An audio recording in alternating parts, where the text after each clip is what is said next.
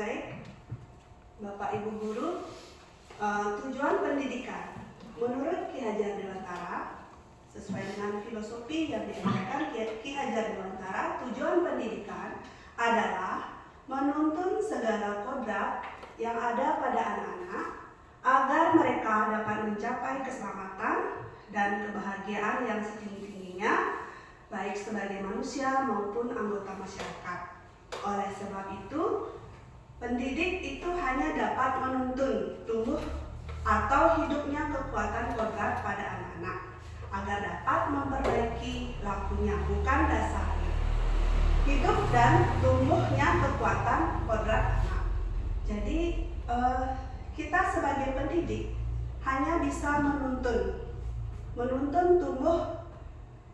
tumbuhnya anak untuk mencapai kebahagiaan dan keselamatan. Kita tidak bisa menuntut anak itu harus mencapai nilai maksimal, nilai yang tinggi, tidak bisa. Dia hanya bisa tumbuh sesuai dengan kodratnya. Seperti halnya sebagai seorang petani itu hanya bisa menuntun tumbuhnya tanaman. Kalau padi tidak bisa dia hidup menjadi, nanti tumbuhnya menjadi jagung. Sama seperti kita murid juga ya. Dia akan tumbuh sesuai kodratnya. Kita hanya merawatnya, ya, menuntun dia untuk mencapai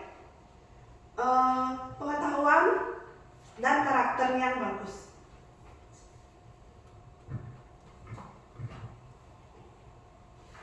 Budaya positif.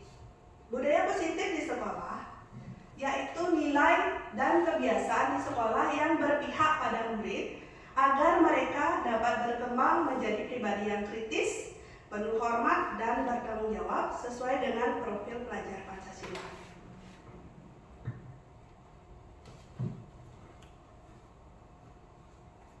Konsep inti atau utama dari budaya positif. Yang pertama, ini adalah sebagai dasar kita menerapkan budaya positif ya.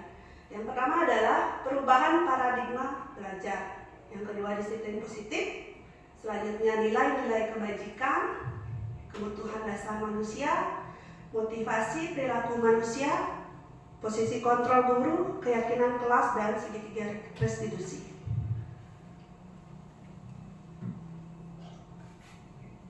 Perubahan paradigma belajar.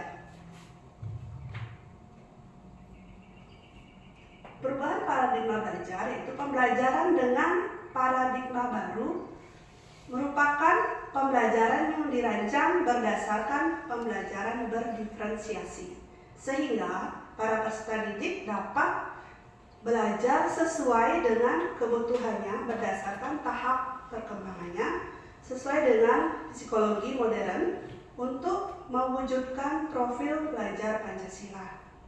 Anak itu hanya belajar sesuai dengan kebutuhan dan minatnya. Kita tidak bisa memaksa dia untuk belajar yang belum mereka pahami. Jadi kita hanya sebagai menuntun untuk mencapai kebahagiaan.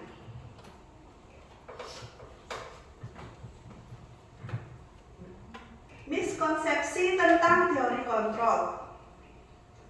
Di sini ada banyak miskonsepsi tentang teori kontrol. Yang pertama, ilusi guru mengontrol murid. Ya, kita sebagai guru tidak bisa mengontrol murid dengan semaunya kita. Ya, kita pun bisa seperti itu juga ya.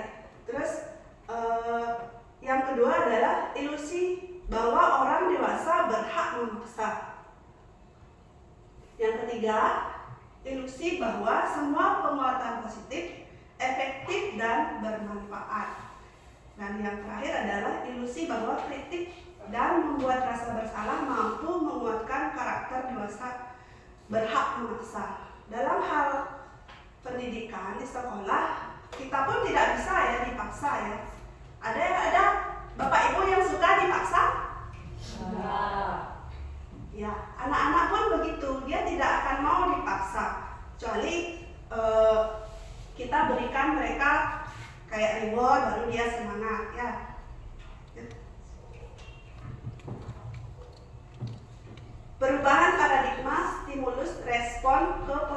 kontrol. Di sini ada stimulus respon dan teori kontrol. Berdasarkan stimulus respon, realitanya atau kebutuhan itu kita sama. Realitasnya kebutuhan kita sama, sedangkan pada teori kontrol, realitas atau kebutuhan kita berbeda. Ya, setiap orang memiliki kebutuhan tidak sama ya. Ada yang butuh ini, tidak akan sama setiap orang kebutuhannya. Kita memiliki kebutuhan yang berbeda-beda. Yang kedua, stimulus respon, semua orang melihat hal yang sama. Sedangkan pada teori kontrol, setiap orang memiliki gambaran yang berbeda-beda. Selanjutnya, pada stimulus respon, kita mencoba mengubah agar orang berpandangan sama dengan kita. Sedangkan pada teori kontrol, kita berusaha memahami pandangan orang lain tentang dunia. Kita tidak boleh memaksa orang lain itu sama berpandangannya dengan kita. Setiap orang memiliki pandangan yang berbeda-beda. Terus selanjutnya, orang lain bisa mengontrol saya. Pada teori kontrol, hanya Anda yang bisa mengontrol diri Anda. Seperti misalnya saat Anda ibaratkan kita menggenggam sebuah benda di dalam tangan kita, nanti minta orang lain untuk membukanya, bisakah dia membuka? Jadinya mungkin kita dikasih hadiah supaya bisa membuka tangan kita. Itu dari diri kita sendiri, harus kita bisa mengontrol. Hanya kita yang bisa mengontrol diri kita sendiri ya, bukan orang lain. Selanjutnya saya bisa mengontrol orang lain pada stimulus respon. Sedangkan pada teori kontrol, Anda tidak bisa mengontrol orang lain. Kita pun juga tidak bisa mengontrol orang lain ya. Sama halnya kita juga tidak bisa dikontrol oleh orang lain. Selanjutnya, pemaksaan ada pada bujukan gagal. Sedangkan pada teori kontrol, kolaborasi dan konsensus menciptakan pilihan-pilihan baru. Yang terakhir adalah model berpikir menang atau kalah pada stimulus respon, sedangkan pada teori kontrol, model berpikir kita menang dan menang.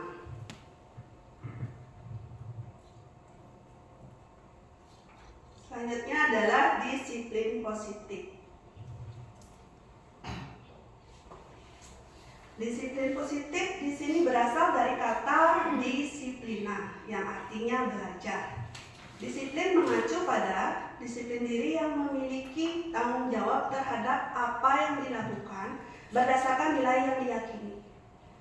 Jadi sebagai pendidik, tujuan kita adalah menciptakan peserta didik yang memiliki disiplin diri sehingga mereka dapat berperilaku mengacu pada nilai-nilai kebajikan universal dan memiliki motivasi intrinsik dalam perubahan perilaku ke arah yang lebih baik. Dalam hal ini, peserta didik diharapkan memiliki disiplin, terutama karakternya ya. Kita merubah karakternya untuk yang lebih baik. Kita budayakan suatu disiplin yang nantinya bisa sebagai kebiasaan dia untuk berbuat atau berperilaku ke arah yang lebih baik. Nilai-nilai kebajikan. Nilai-nilai kebajikan yaitu nilai yang disepakati bersama lepas dari suku bangsa, agama, bahasa maupun latar belakangnya. Contoh-contoh nilai-nilai kebajikan universal dari institusi pendidikan. Yang pertama, profil pelajar Pancasila, yaitu beriman, bertakwa kepada Tuhan Yang Maha Esa dan berakhlak, mandiri, bernalar kritis, berkebinekaan global, gotong royong dan kreatif, yang sesuai dengan tujuan pendidikan yang mencapai profil pelajar Pancasila. Selanjutnya adalah keterampilan hidup atau life skill. Dapat dipercaya, contohnya dia dapat dipercaya, lurus hati, pendengar yang aktif, tidak merendahkan orang lain, dan memberikan yang terbaik dari diri. Yang terakhir adalah Aibo Primary Years Program atau PYP, yaitu toleransi, rasa hormat, integritas, mandiri, menghargai, antusias, empati, keingintahuan, kreativitas, kerjasama, percaya diri, dan komitmen.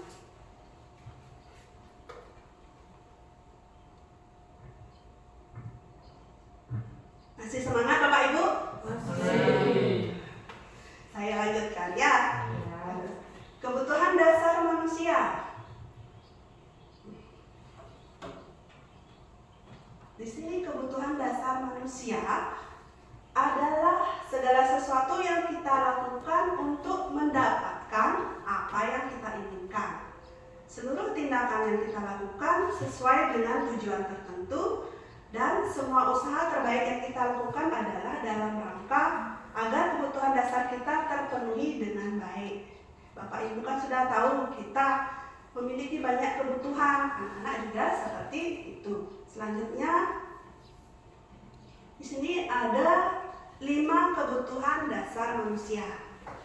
Ya, yang pertama yaitu bertahan hidup.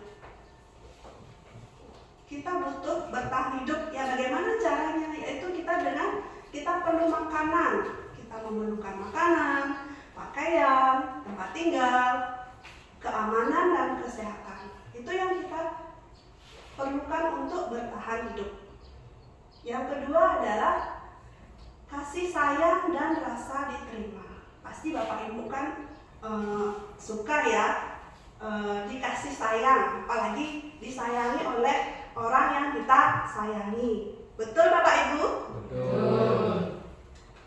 Di sini rasa kasih sayang dan rasa diterima, contohnya di sana ada kita dipedulikan, berbagi, kerjasama, menjadi bagian dalam kelompok. Terus yang ketiga adalah kebutuhan penguasaan. Dalam hal ini harga diri, keinginan untuk dianggap, memimpin, berprestasi, diakui, dan dibina. Yang keempat, kebebasan. Di sini adalah mandiri, memiliki pilihan, mencoba hal baru, mampu mengendalikan arah dirinya. Dan yang terakhir adalah kebutuhan dasar manusia yang terakhir adalah kesenangan. Kita butuh bermain, ya, kita butuh humor, antusiasme, tertawa. Lanjut. Ini ada contoh kasus. Bisa Bapak Ibu perhatikan. Di sini saya akan bacakan kasusnya. Ibu Ria, guru kelas 6 SD di SD Permai, sedang bingung menghadapi ulah salah satu murid di kelas bernama Agus. Beberapa anak telah datang dan mengeluhkan Agus yang seringkali meminta bekal makan siang mereka dengan paksa. Jika Anda menghadapi situasi seperti Bu Ria, apa yang Anda lakukan? Menurut Anda, kira-kira apa alasan Agus melakukan hal itu? Ya, Bapak Ibu, kira-kira apa alasan Agus melakukan hal itu? Ada yang bisa? Mungkin lapar kali Bu ya. Mungkin dia lapar, makanya dia mengambil makanan temannya dengan paksa ya. Mungkin bekal temannya lebih enak. Oh iya, bisa jadi ya. Dia cuma bawa tempe aja ya. Dia lihat bekal makan temannya itu lebih enak, jadinya dia jadi minta bekal temannya. Padahal padahal tidak dikasih oleh temannya, tapi dia memaksa. Apakah itu baik untuk dilakukan? Tidak. Sebelum kita tahu mengapa alasan Agus melakukan hal itu, tanpa menuduh dia, kamu tidak boleh mengambil makan itu. Kita harus cari tahu dulu alasan dia apa sih, kenapa sih dia mau merebut bekal makan temannya. Kita dalam disiplin positif, hal yang pertama kita harus melakukan analisis kasus dulu ya. Sebelum kita mengetahui apa alasan anak-anak berperilaku yang kurang baik, kita harus tahu alasannya dulu. Yang pertama, dalam konteks penerapannya, dalam konteks penerapan disiplin positif, Ibu Ria sebaiknya mencari tahu alasan Agus melakukan tindakan tersebut agar mengetahui kebutuhan mana yang sedang berusaha dipenuhi oleh Agus. Ya, kebutuhan akan 5 kebutuhan dasar manusia tadi yang saya sebutkan ya. Yang pertama, mungkin Agus lapar dan orang tuanya tidak membawakan bekal untuk Agus ya. Di sini dia kebutuhan akan survival ya, bertahan hidup. Yang kedua adalah teman Agus menjadi perhatian dengan Agus. Mungkin dia di sini ada love and belonging. Dia merasa ingin mendapatkan kasih sayang ya, dia ingin merasa diterima oleh temannya. Dan yang selanjutnya adalah dia merasa hebat karena temannya jadi takut dan menuruti keinginannya. Dia di sini kebutuhan dia akan penguasaan ya, kekuatan, power. Dia ingin berkuasa. Yang keempat adalah Agus merasa bosan dengan bekal yang dibawakan orang tuanya karena selalu bekal yang sama. Ya, kita pun sama ya, kalau kita makan setiap hari dengan menu yang sama pasti kita akan bosan. Betul tidak Bapak Ibu? Betul. Terus di sini dia kebutuhannya akan kebebasan yang menentukan apa yang dia inginkan. Yang terakhir adalah Agus hanya iseng dan dia menikmati ekspresi wajah temannya yang kesal. Ya, di sini dia merasa fun, senang. Dia senang melihat temannya kesal. Padahal hal itu tidak baik.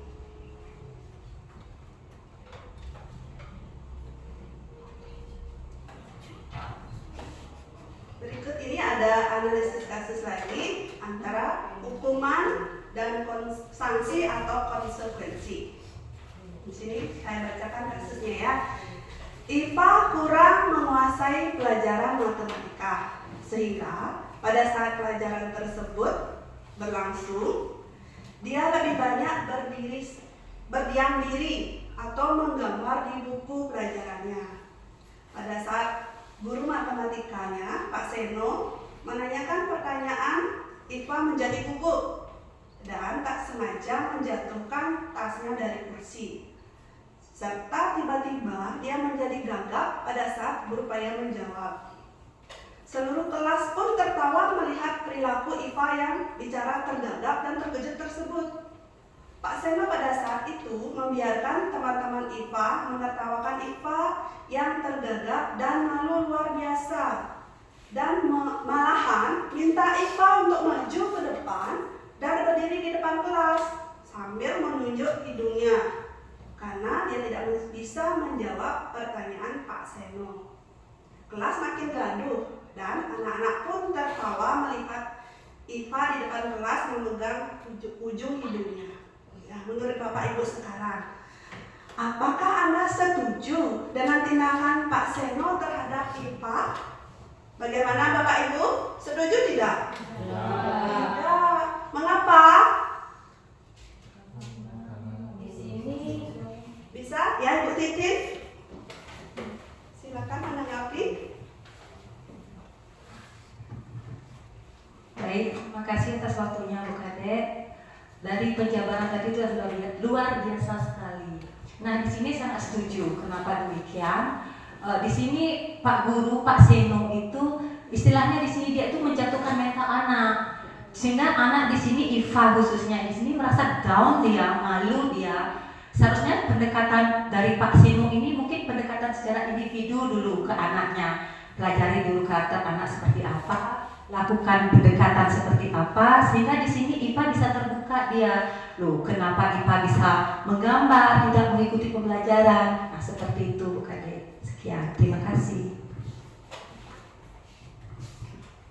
Terima kasih Bu Titi tanggapannya ya, betul sekali ya. Di sini seharusnya Pak Seno itu melakukan pendekatan secara individu kepada IFA supaya dia tidak malu ya, supaya mentalnya tidak jatuh apalagi di depan teman-temannya. Kita harusnya menanyakan alasannya dulu. Terus tadi sudah ya, menurut Anda tindakan Pak Seno terhadap IFA adalah sebuah hukuman atau konsekuensi? Bapak Ibu, menurut Bapak Ibu termasuk hukuman, betul sekali.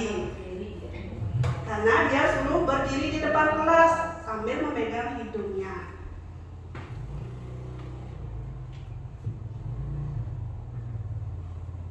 Lanjut, hukuman dan sanksi atau konsekuensi.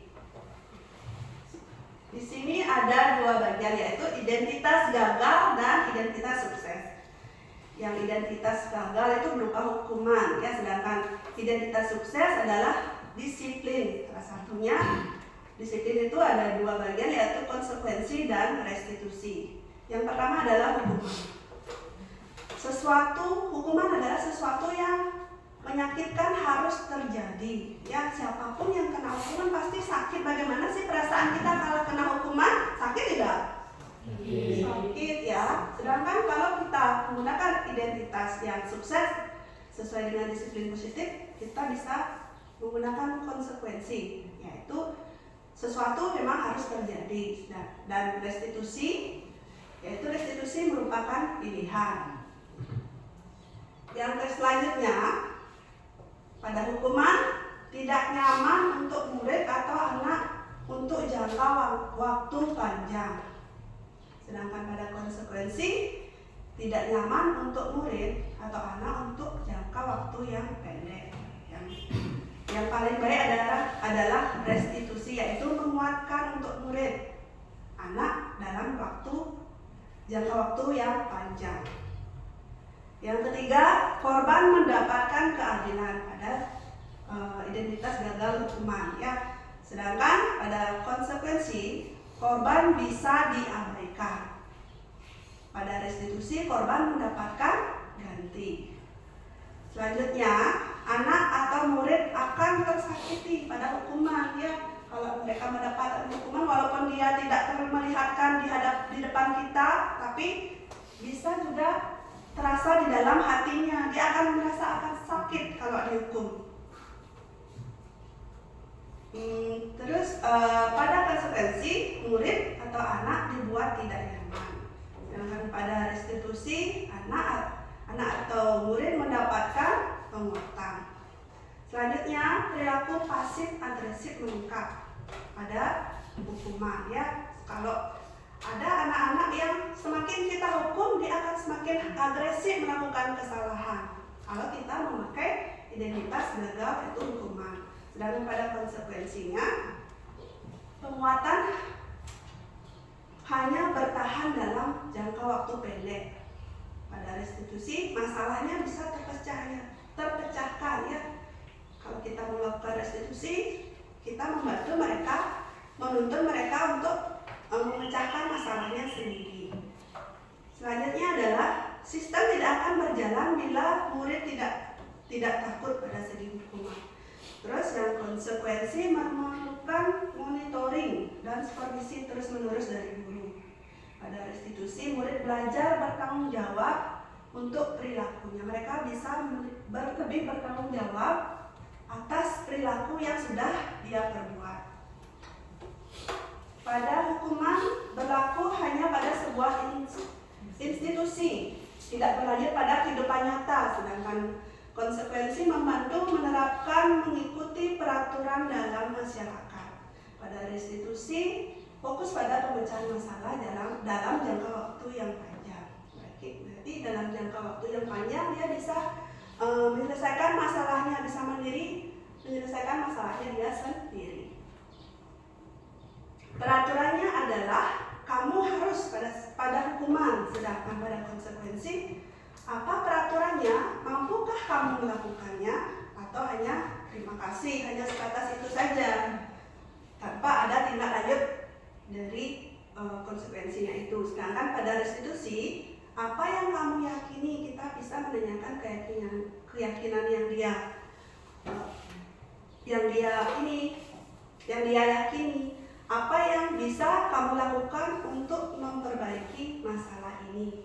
Kita bisa menuntut dia mencari solusi atas permasalahan yang dia lakukan. Selanjutnya yang terakhir, murid atau anak membenci peraturan. Ya, banyak kan anak atau murid membenci sebenarnya peraturannya ya. Dia merasa terikat, dia merasa dipaksa.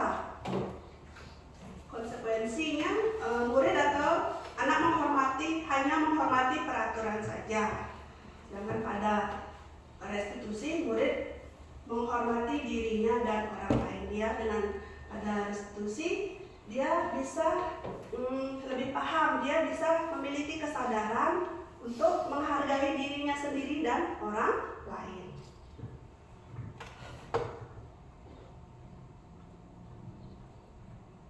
Motivasi perilaku manusia. Nah, selanjutnya untuk motivasi perilaku manusia akan disajikan oleh teman saya. Silakan Ibu Erni.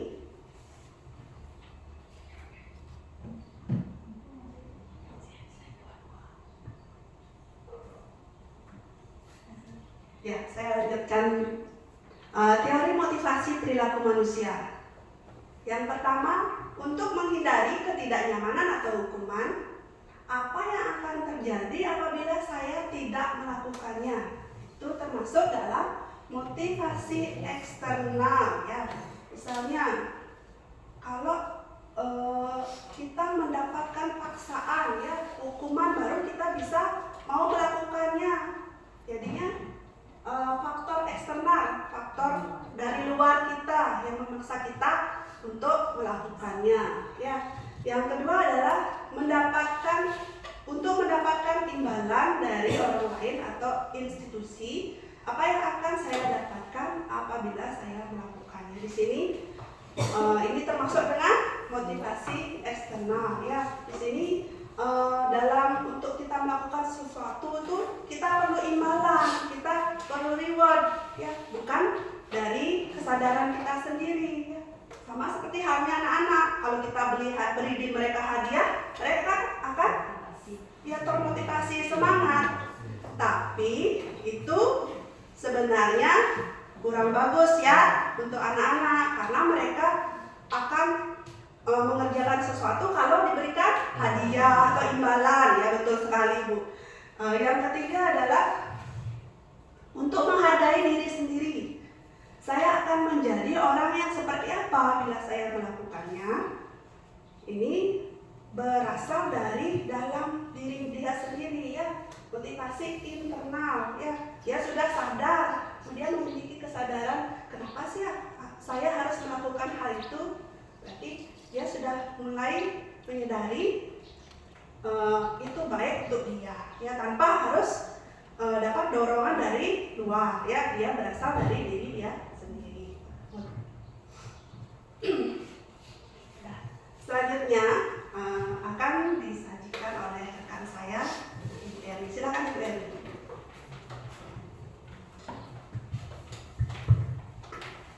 Baik, mohon izinnya untuk melanjutkan materinya. Baik, di sini saya akan menyampaikan materi yaitu hukuman, konsekuensi, dan restitusi. Nah, Bapak Ibu guru di sini pastikan sudah biasa mendengar kata hukuman, konsekuensi, dan restitusi. Tadi juga sudah dijelaskan oleh rekan saya, di mana hukuman itu pada intinya itu dia bersifat memaksa ya Bapak Ibu ya, ingin memberikan efek jera. Nah, sedangkan konsekuensi itu akibat dari tindakan yang ia lakukan. Nah, yang kalau restitusi itu adalah cara yang kita gunakan bersama siswa. Kita menuntut siswa agar siswa tersebut menemukan solusi dari masalah yang ia dapatkan, atau kita mengajarkan siswa untuk bertanggung jawab. Seperti itu Bapak Ibu. Nah, bisa selanjutnya. Nah, untuk lebih memantapkan pemahaman kita terhadap perbedaan hukuman dan konsekuensi, di sini ada contoh ya, contoh beberapa kasus. Nah, Nah, di sini ada 7 kasus ya. Di sini Bapak Ibu bisa sambil berlatih ya. Yang pertama, lari mengelilingi lapangan basket 2 kali karena terlambat hadir di sekolah. Menurut Bapak Ibu itu hukuman atau konsekuensi? Ya. Yang kedua, memberikan coretan yang dibuat di meja tulis. Membersihkan coretan yang dibuat di meja tulis. Menurut Bapak Ibu? Ya, konsekuensi. Kita simpan dulu ya, nanti terakhir kita periksa. Yang ketiga, murid diminta untuk push up 15 kali karena tidak menggunakan masker ke sekolah. Ya, hukuman, benar. Selanjutnya, menggantikan kertas tugas teman yang telah dicoret-coret. Konsekuensi. Selanjutnya, berjemur di lapangan basket pukul 12 siang karena mau ngobrol dengan teman.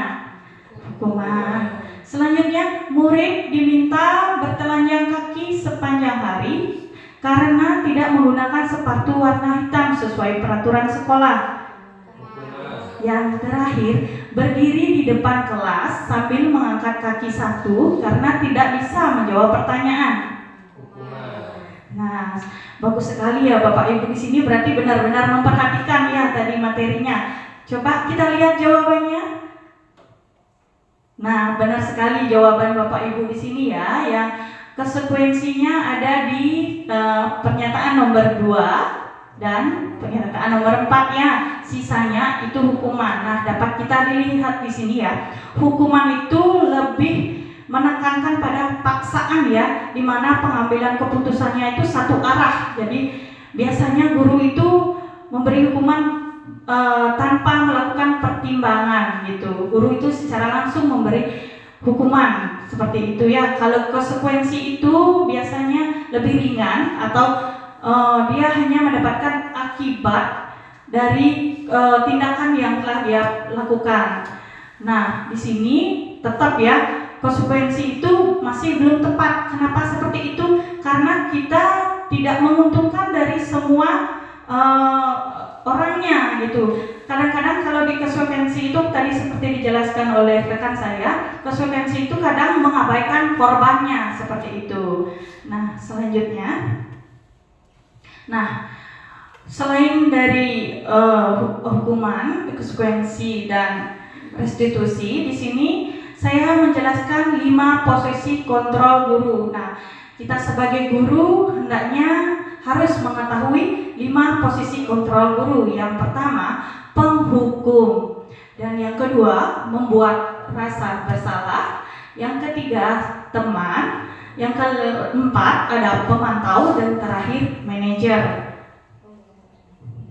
Nah, untuk lebih jelasnya atau supaya kita lebih paham ya, apa sih artinya penghukum, apa sih artinya manajer? Kita di sini menggunakan salah satu kasus, di mana kasus di sini yaitu siswa tidak memakai atribut lengkap saat upacara bendera. Nah, jika kita melakukan penghukuman atau penghukum, memposisikan diri, kita sebagai guru memposisikan diri sebagai penghukum, maka yang biasanya muncul yaitu kita secara satu arah memberikan hukuman seperti hormat pada bendera selama 1 jam, seperti itu Bapak Ibu. Nah, penghukum ini pastinya akan menimbulkan rasa kesal kepada pelaku ya, bahkan akan menimbulkan rasa dendam kepada gurunya.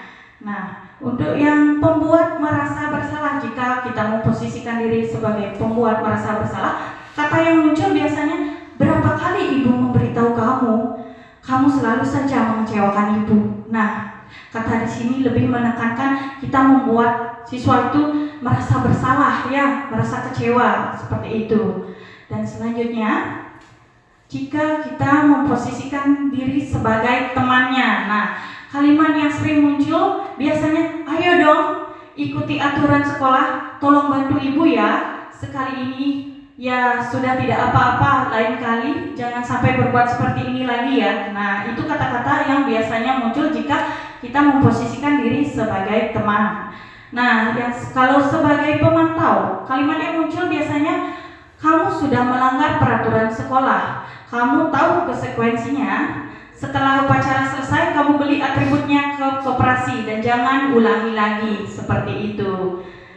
Dan yang terakhir, jika kita memposisikan diri sebagai manajer, kalimat yang muncul biasanya, apakah kamu tahu kesalahanmu? Kira-kira bagaimana kamu memperbaiki kesalahanmu? Seperti itu. Nah, dari 5 posisi ini, menurut Bapak Ibu, mana yang paling tepat ya? Bukan paling bagus. Kalau kita lihat, semua teori ini bagus, tapi menurut Bapak Ibu, mana yang paling tepat kita terapkan dalam pembelajaran atau jika kita menemukan kasus-kasus di sekolah? Sebagai teman. Nah, ada ibu yang mencapai sebagai teman. Mungkin ingin menjelaskan ibu, kenapa ingin menjadi sebagai teman? Baik, terima kasih atas waktu yang diberikan. Nah, kenapa saya memilih sebagai teman? Nanti supaya anak-anak itu bisa lebih dekat dan mengerti tentang apa kesalahan yang dia lakukan.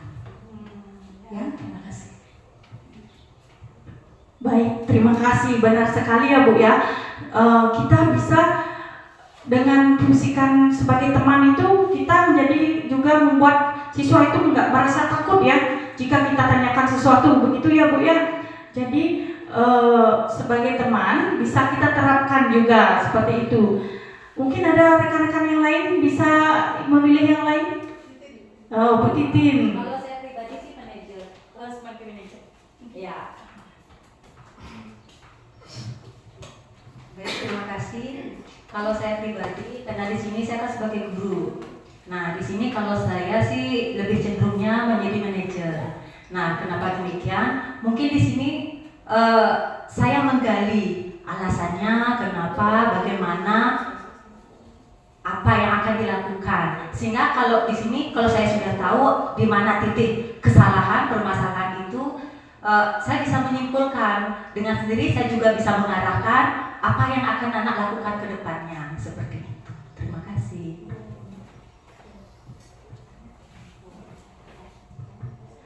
Nah, bagus sekali ya, bagus sekali pendapatnya.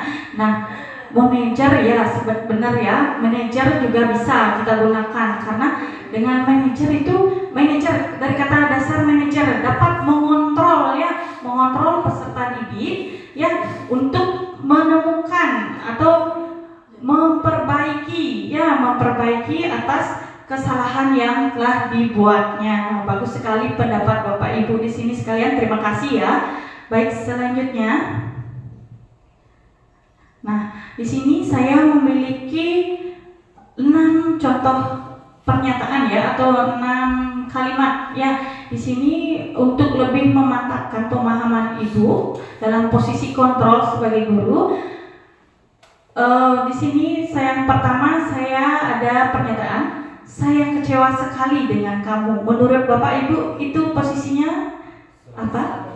Ya, benar sekali. Di sini kita ditekankan dengan kata kecewa sekali ya. Yang kedua, kamu tidak pernah benar melakukannya. Bagaimana Bapak Ibu di sini? Ya, di sini kamu tidak pernah benar melakukannya. Di sini kita sudah memvonis ya, tidak pernah, itu ya ditekankan dengan kata tidak pernah. Yang ketiga, ayolah lakukan demi ibu dan bapak, di ibu atau bapak. Yang ketiga, sebagai teman, ya benar sekali karena di sini ada kata ayolah. Nah, ini kata-kata yang sering digunakan oleh teman ya. Yang selanjutnya, apakah kamu mau mendapatkan stiker bintang hari ini? Nah, itu? Oh ya, sebagai pemantau. Selanjutnya, bagaimana kamu bisa menyelesaikan masalah ini? Ya, manajer. Ini ditekankan dengan kata menyelesaikan masalah ini ya. Bagaimana kamu dituntut menyelesaikan masalah ini. Dan yang terakhir, kamu selalu yang paling akhir.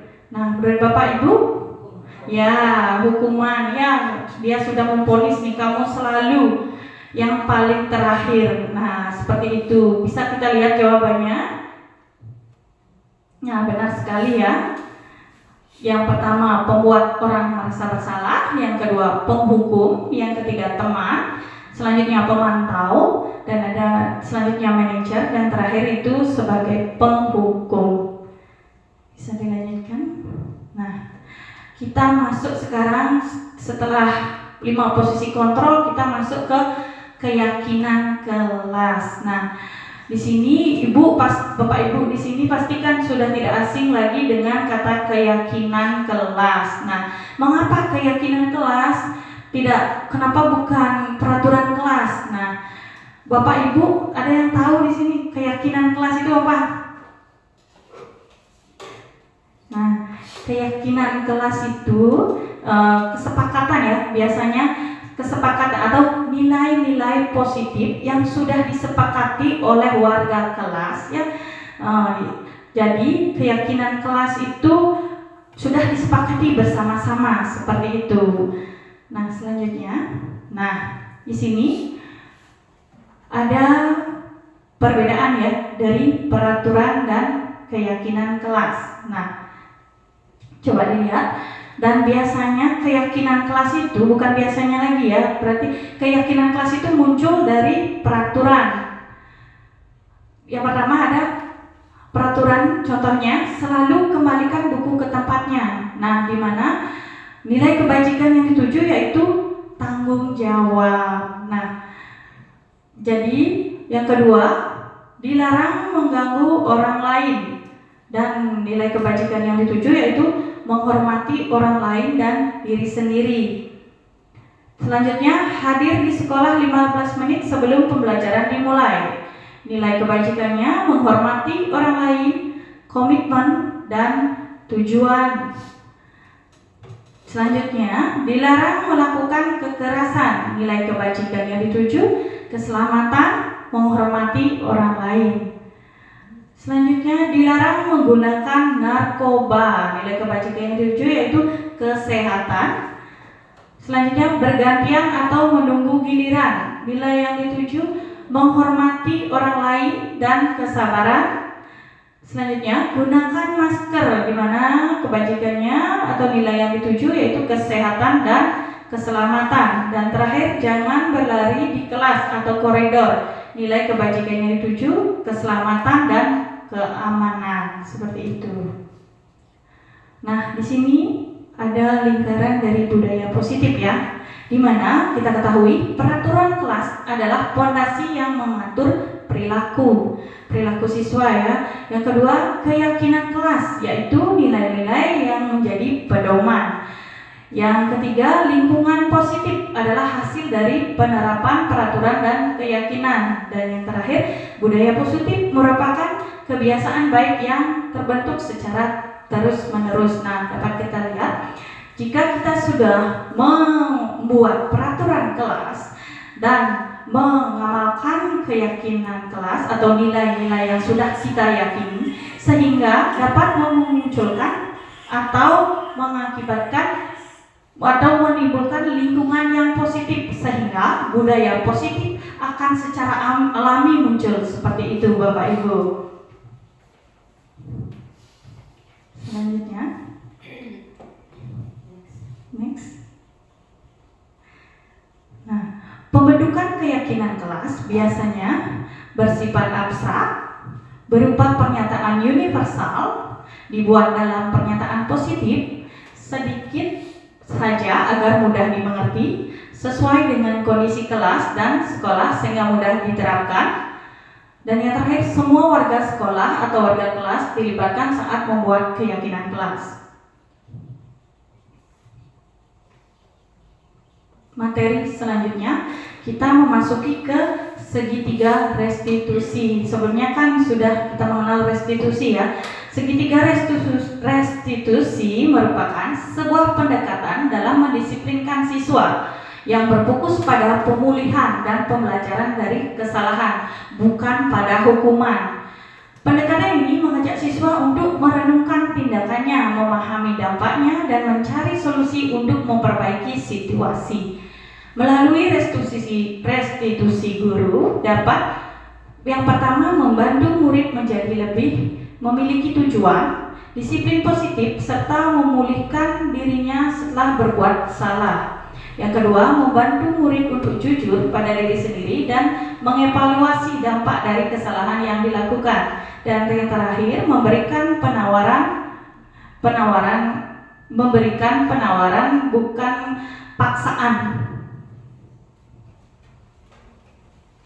Nah, adapun tahapan-tahapan dari segitiga restitusi ya, Bapak Ibu, yang pertama yaitu menstabilkan identitas ya. Yang pertama, langkah-langkah yang kita lakukan yaitu menstabilkan identitas. Nah, di sini kata-kata yang sering muncul atau kata-kata yang bisa digunakan yaitu setiap orang pasti pernah melakukan kesalahan, seperti itu. Yang kedua, mungkin kamu bukan satu-satunya yang pernah melakukan ini, atau kamu bukan satu-satunya yang pernah melakukan kesalahan ini. Untuk yang kedua, yaitu langkah kedua yaitu validasi tindakan yang salah. Di sini kita mau validasi kesalahannya ya. Adapun kalimat yang dapat kita gunakan yang pertama, kamu tentu punya alasan mengapa kamu melakukan itu. Yang kedua, adakah cara yang lebih efektif untuk mendapatkan apa yang kamu butuhkan? Seperti itu. Dan untuk tahap yang terakhir yaitu menanyakan keyakinan. Nah, di sini kita dapat menekankan ya dengan keyakinan yang telah dibuat. Contoh kalimatnya bisa kita gunakan nilai-nilai apa yang telah kita sepakati, seperti itu. Yang kedua, kamu ingin menjadi orang yang seperti apa? Nah, seperti itu. Mungkin untuk lebih mendalam kita dapat melihat tahapan segitiga restitusi. Yang pertama, yang seperti saya jelaskan tadi ya. Yang pertama yaitu menstabilkan identitas. Berbuat salah itu tidak apa-apa. Nah, itu contoh kalimat yang bisa atau yang sering muncul ketika kita menerapkan segitiga restitusi pada tahap menstabilkan identitas. Nah, di sini juga ada saya juga pernah melakukan kesalahan itu. Ada juga ibu tidak tertarik mencari siapa yang salah, tapi ibu ingin mencari solusi dari permasalahan ini. Dan ada juga kamu berhak merasa begitu.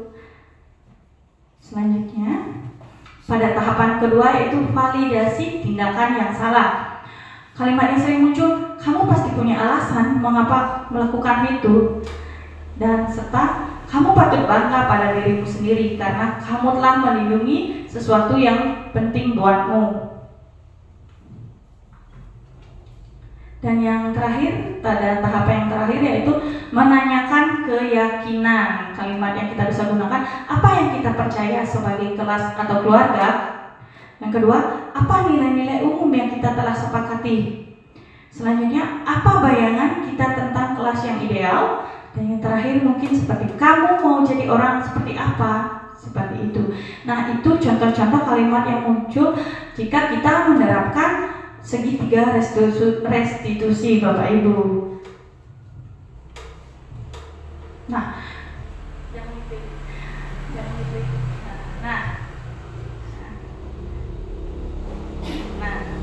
Nah, sebelum kita melihat contoh penerapan segitiga restitusi ini, di sini kali ini saya pada saat itu menemukan suatu kasus sebelum saya mau masuki kelas ya, di mana saya melihat dua orang murid saya sedang bertengkar di kelas. Nah, permasalahannya kedua murid saya itu bertengkar gara-gara salah satu siswa saya tidak sengaja merobek buku barunya. Seperti itu.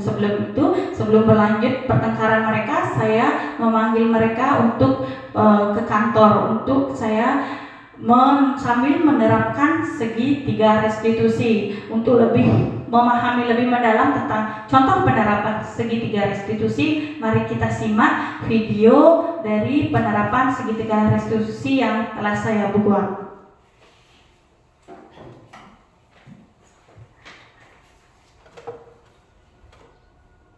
Baik, ini pertama. Apakah kalian hari yang tidak mau menjawab? Tadi sebelum ibu memasuki kelas, ibu melihat kalian bertengkar. Padahal sehari-hari kalian kan sangat akur sekali. Ada apa? Apa yang terjadi? Maaf Bu, hari ini saya sangat kesal karena Bintari merobek buku saya.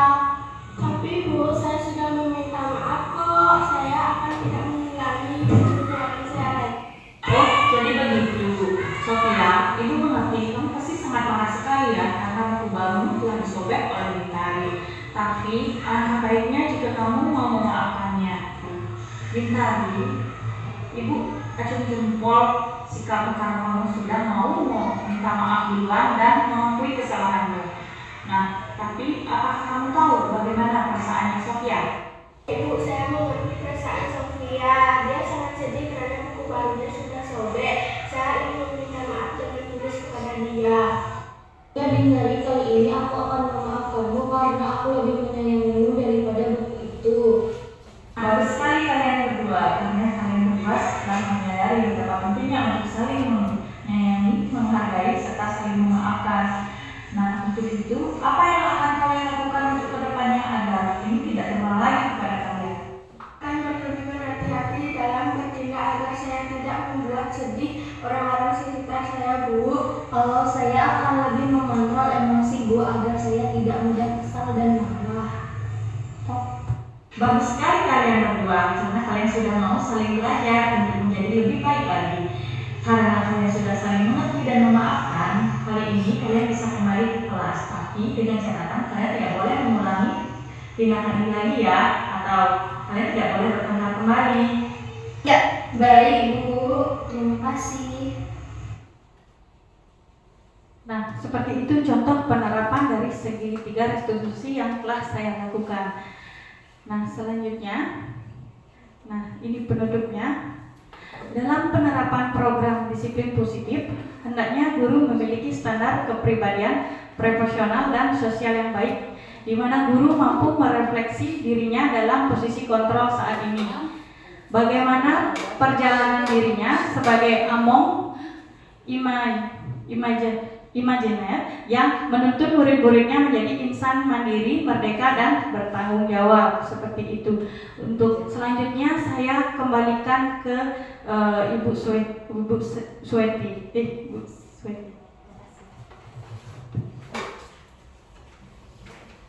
Baik.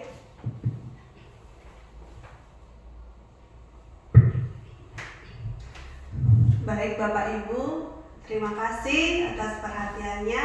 Jadi kita sudah sampai di penghujung kegiatan kita hari ini.